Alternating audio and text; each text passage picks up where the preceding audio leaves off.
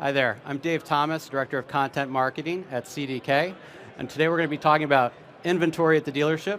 And we have with us today George Saliba, General Manager of J&S AutoHaus, and we have Bruce Johnson, Vice President of Product Marketing, CDK. Now, CDK just did a ton of research and released a new product on vehicle inventory. We're super excited to roll out here at NADA. And when we thought of inventory, we thought of the research. We didn't think of anyone else we'd rather have talk about inventory than George here. Obviously, George, you are known for being out there on the lot every day, on camera every day, dealing and negotiating. How important is inventory? Like, how has it changed? How has your work on the lot changed today than it has in the past few years? Well, about in 2021, I started really trying to buy cars and inventory off of the public. So I started a buying center in 2021, and that was pertaining to only buying electric vehicles. And during that time, it really got my feet dirty, my hands dirty, because I learned how to buy a car from a customer's driveway in California. And fast forward into it, we get into some social media, but inventory is just very, it's easier to sell than it is to buy. Put it that way.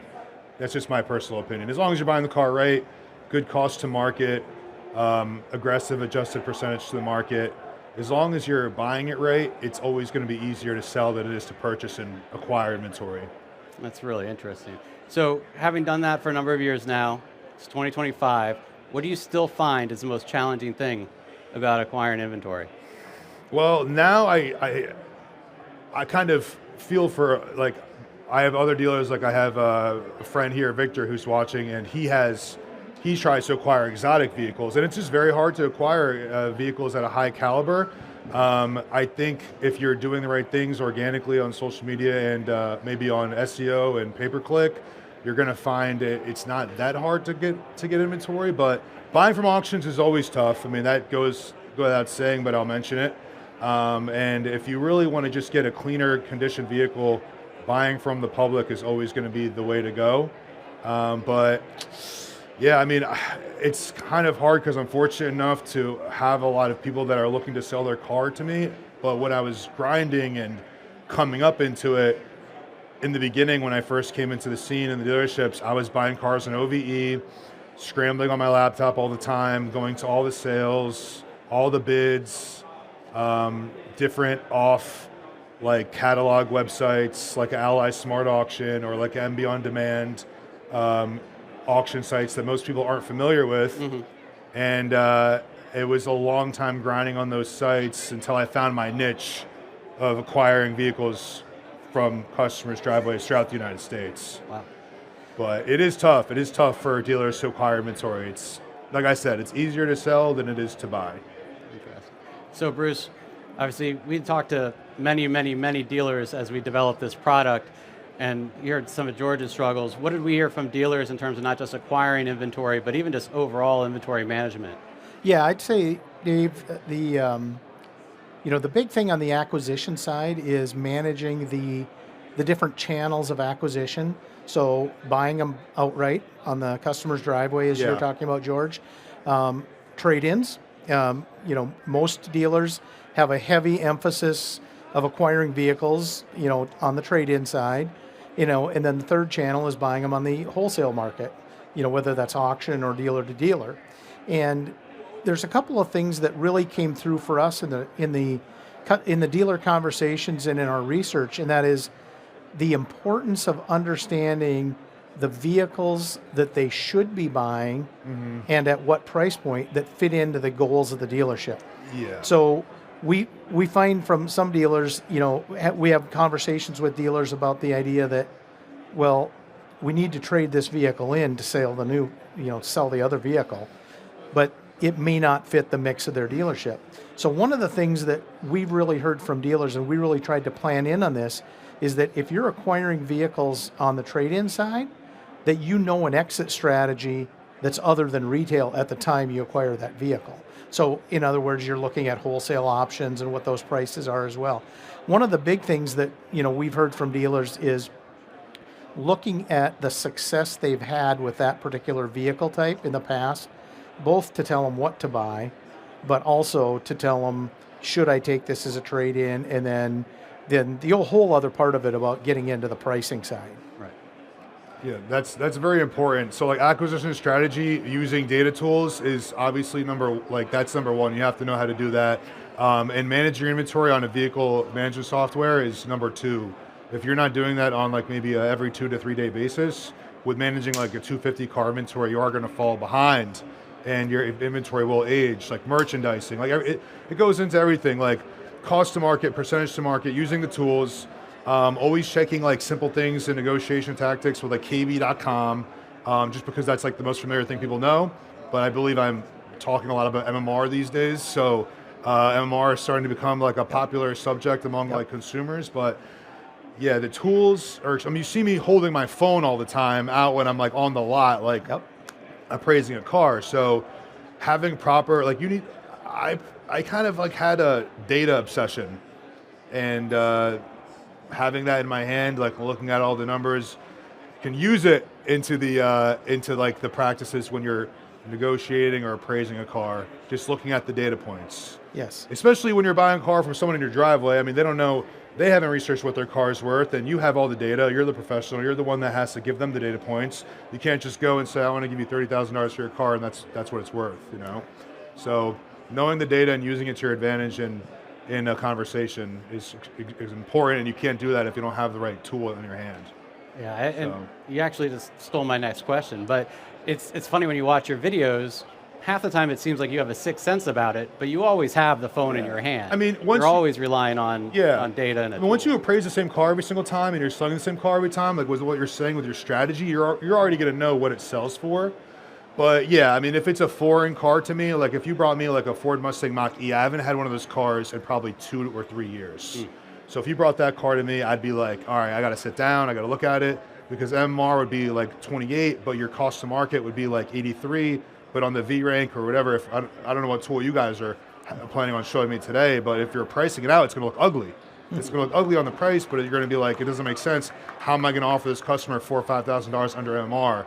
Like, I have no leverage here. So there's some cars that it's hard to pull leverage points from, but you get used to doing the same inventory, same vehicle often, But yeah, there's sometimes when a unicorn pops up, and I have to say, let's go to sit down. So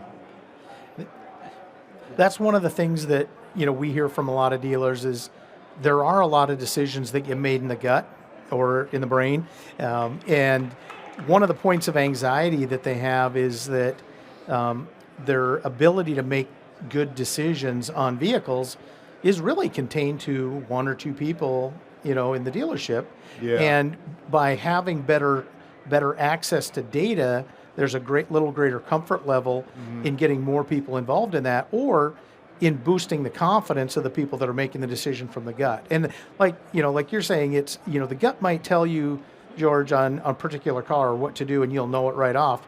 But when you bring in that car that you don't see as frequently, having that data there to do it and supplement it. And that's what we really heard from dealers. And as we were building the vehicle inventory suite, we really looked at how do we leverage the data and put some AI in there to really bring some insights to them and make things faster for them in terms of assessing prices. The other thing we did, we heard a lot from dealers on this, is not only do I want to know what the market is on this vehicle, but I want to be able to look at what it's been, and I'd like to know where it's going.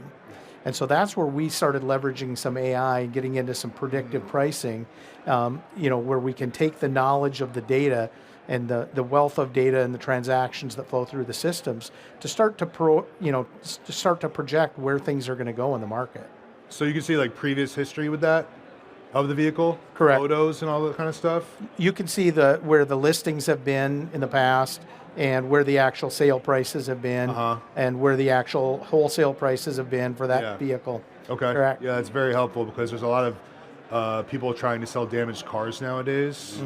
And if you Google the VIN on something, I don't know if your system picks it up, but I'm sure it will if it's AI generated. You can literally see the car in a wreck, people fixing it and trying to sell that car to you. So there's a lot of that happening nowadays. Yeah, I saw that in a recent video of yours. It was crazy. I think it was a Hellcat or something like that. Yeah, I mean, you unfortunately have like your same cars that are always putting you in those situations. So you kind of, if you have some kind of experience, Again, sixth you sense. kind of know, yeah.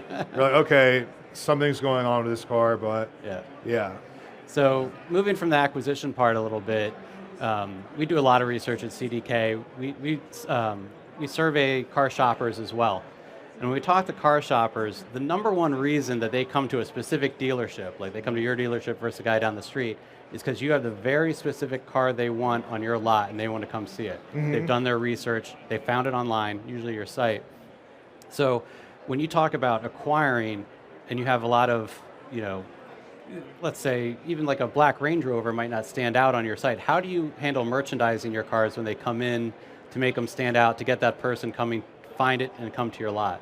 So right away we put up pictures, and they might not be the most best looking photos, but we like to put up photos right away just to give the customer, because like you said, if they're looking for a specific color, specific specification, and you have that car, 1 or 2 photos of the car is going to sell.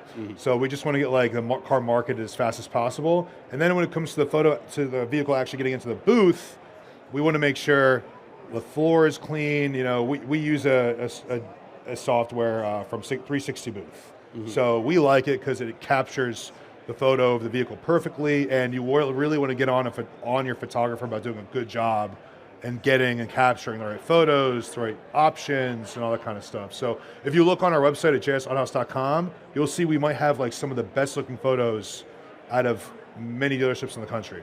So merchandising is extremely important. No matter if you're selling like a $5,000 car or a $600,000 car. I mean, imagine if you were in the market for a $10,000 car and their photos looked outstanding. Right. You would get like really excited about the vehicle. You'd want to go purchase it. As we kind of wrap it up, and we talk about a lot about technology, especially at CDK. We're always talking about that, but there's always the human factor when it comes to sales, buying, selling. Yeah, of course. Watch your videos a lot. How do you keep your cool when you're dealing with and I'm guessing there are many more than are filmed that you get that we don't see. How do you keep your cool with, especially now that you're so popular? You pretty much see everything that gets filmed.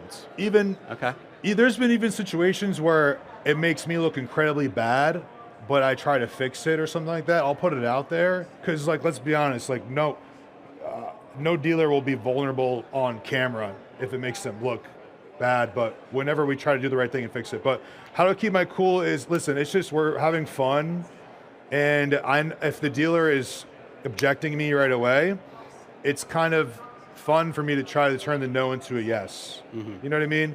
And like, has he done his research? If he says he's done his research, great, then let's go do the research together and sit down and look at the same numbers. Because if your numbers are the same as mine, I don't know. It's just like, you're the professional, you're supposed to keep your cool. You know more than they do. They don't have a car dealership. They never bought and sold over 200 cars a month. Like, that's not them. So I think you want to give them a good experience too, because if they're selling you like a 2023 S-Class, how many cars are they going to sell you like the next month? Like, I've had customers say, wow, you really turned my head. I actually have 3 more cars I want to sell you. I love the way you did the deal, very transparent. Then all of a sudden, you're like 6 cars deep with the guy. Yeah. I don't know. I mean, I think everyone should keep their cool if they're a true professional, like in acquisition. But again, like, not every customer feels the same way when they're going shopping to try and sell their car, So. Yeah. Dave, it does tie into one of the things that that we were hearing a lot from dealers. Kind of when you talk about keeping your cool, whether it's on the acquisition side or the selling side, that dealers feel like the more data they have, the better position they're in to handle some of those, what otherwise might get to be heated or contentious conversations, that they can bring data forward and share with the customer that, hey, this is what I've got here to show you. Here's what the market is. Here's what I'm seeing, and from that regard, we hear from dealers that the more data and information they have at their fingertips, the better they can handle some of those conversations. Yeah, especially when you have a new used car manager or a new buyer or something like that. Acquisitions and used vehicle inventory is a very sensitive topic for any dealership. I mean, your inventory can go stale in 30 days or 2 weeks if you buy the car at the wrong time in the market. So that person needs to be prepared with as much information and data as possible, and the right training, how to look at the numbers, and it's a very sensitive operation, sensitive role in the dealership. Totally agree. Yeah. Well, thank you so much, George, for being here. Bruce, for bringing everything that CDK has to offer to us. Pleasure. Really appreciate it. Thanks for joining us. Yeah, thanks guys. Thank you. Thank you, George.